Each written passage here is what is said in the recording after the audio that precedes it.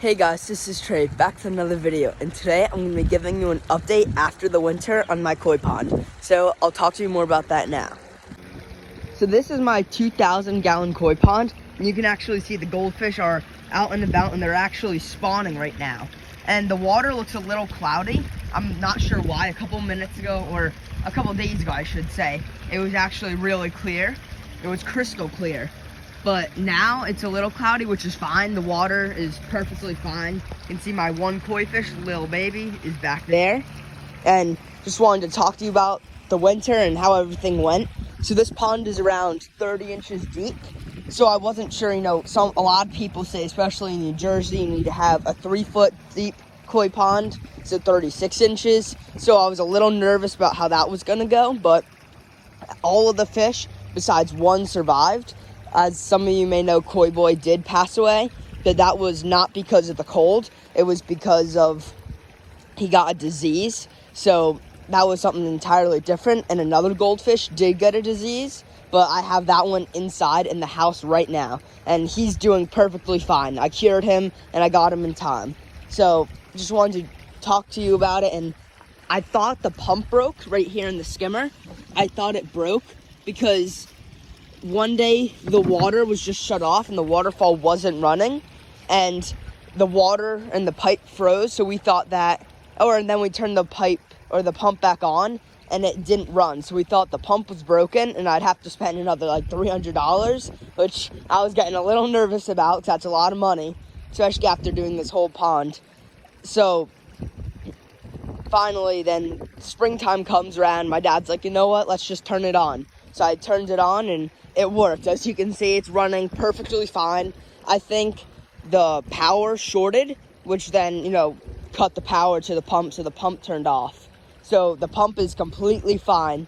And now I'm going to roll some underwater footage of these guys right now, and I'm also going to feed them. So I'll roll the underwater footage now.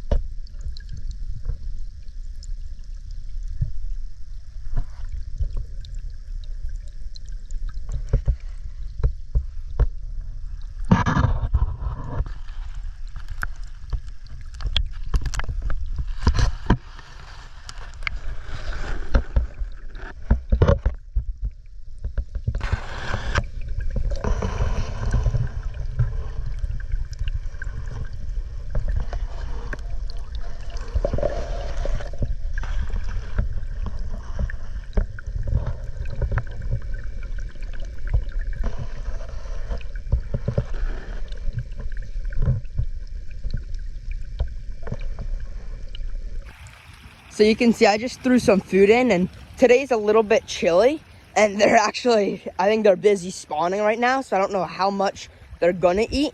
But if they're not eating now, I'll roll a clip of them eating previously a couple days ago when it was warmer out.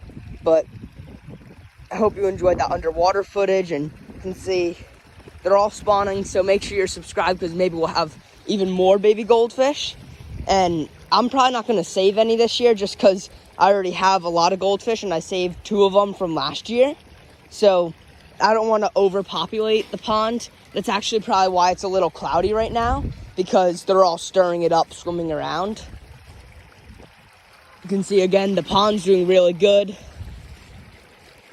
We had a big rainstorm, and the water underground pushed out the liner, which I thought was a big problem, but it seemed to be okay, because you can see it receded now. But I think the groundwater, the levels got way too high, and the ground couldn't soak it in, so it actually pushed out the liner.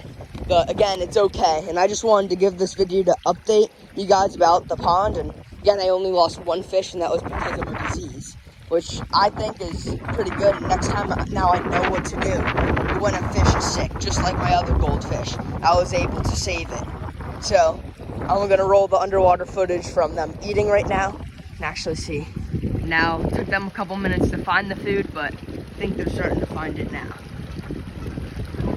See over there, they're eating a bit. And again, make sure you stay subscribed to see the new baby koi that I get, because I'm getting them from my vet, which is really cool of him. And thank you if you're watching Dr. Tyndall. It's actually a goldfish who's checking out the camera. I hope you enjoy the GoPro footage too. That's the big white female. And she's a big breeder. You can see they're starting to get curious at the camera. Even the PetSmart goldfish that are probably probably a year or two old are even starting to breed, which is interesting. I don't think koi, so little baby right there, you can actually see him. I don't think they start breeding until they're like 4 or 5 years old, which I think he's only around 1 or 2. So he probably won't be breeding, or she, I don't really know. But again, now I'll roll the clips from underwater.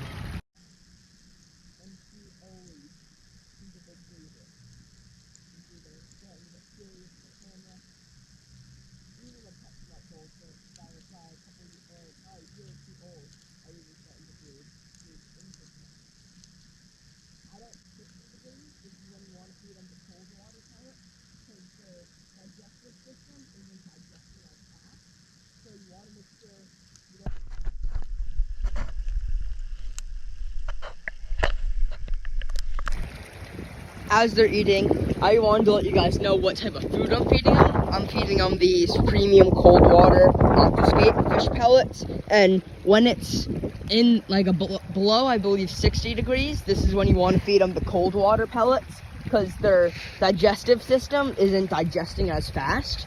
So you want to make sure you don't add, I think it's too much protein in their diet, so you want like a low protein, because then their digestive system could get messed up and they could even die. So again, and even in the fall, this is like early spring, you also want to do that in the fall.